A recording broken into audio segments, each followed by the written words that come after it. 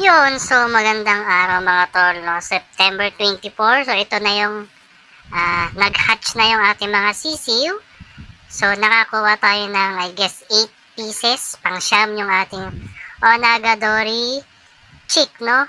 So tinulungan pa natin dito yung 3 piraso dahil hindi nga sila nakalabas ng maayos as expected. Gaya nga ng sabi ko kahapon, medyo mahihina ang mga sisiw, ang ilan sa mga sisiw na ito dahil nga medyo lugon yung ating rooster na ginamit sa breeding. So ito, check natin yung 3 na tinulungan nating sisiw na makalabas sa kanilang eggshell. So yung 5 naman is normally, or 6, normal nakalabas sila sa itlog, no? Dahil nga yun nga, nag-spray tayo 4 days before the hatching or 5 to 4 days before the hatching date.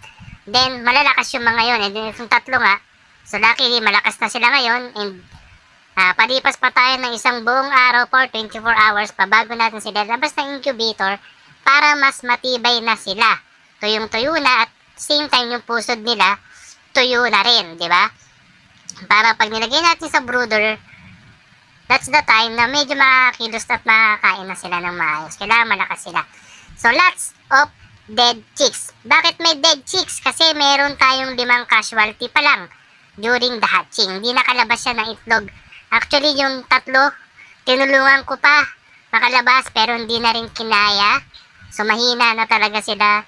Pero kung mga madaling araw or mga hating gabi, binuksan ko na yung baka nakasurvive pa yung 3 to 4 pieces doon sa mga namatay na sisiw, no? So, dahil medyo mahina yung ating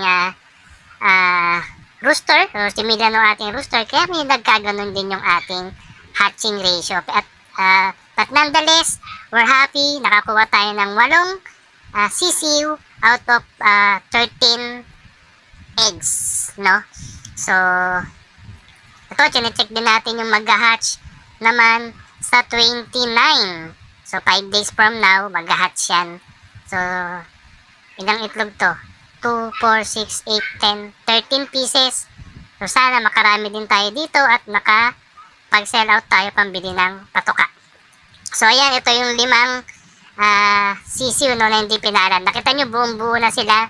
Even the pusod is buong buo na yan. So, mahina lang talaga sila. Hindi ko natulungan. Hindi sila nakalabas ng eggshell. So, sadly, yan ang kapalaran nila.